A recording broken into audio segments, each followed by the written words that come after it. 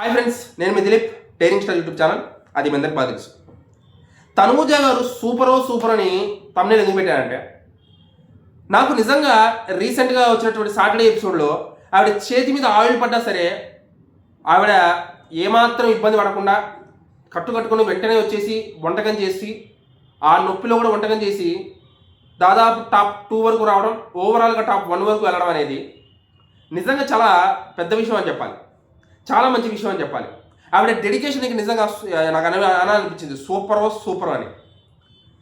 Even Kalyan అయినా సరే ఆ డెడికేషన్ అనేది రాకపోయినా సరే వంటకం నేర్చుకోవాలి, వంటకం చెయ్యాలి అనే ఒక డెడికేషన్తో కళ్యాణ్ వరకు చేశాడు. తనూజ డెడికేషన్ కనపడుతుంది.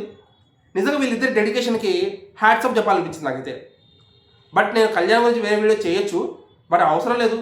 కళ్యాణ్ తనూజ గురించి మరి కంటెంట్ కళ్యాణ్ తనూజ కాబట్టి కలిపే చెప్పేద్దామని చెప్పేసి ఈ వీడియో వరకు చెప్తున్నాను అనమాట.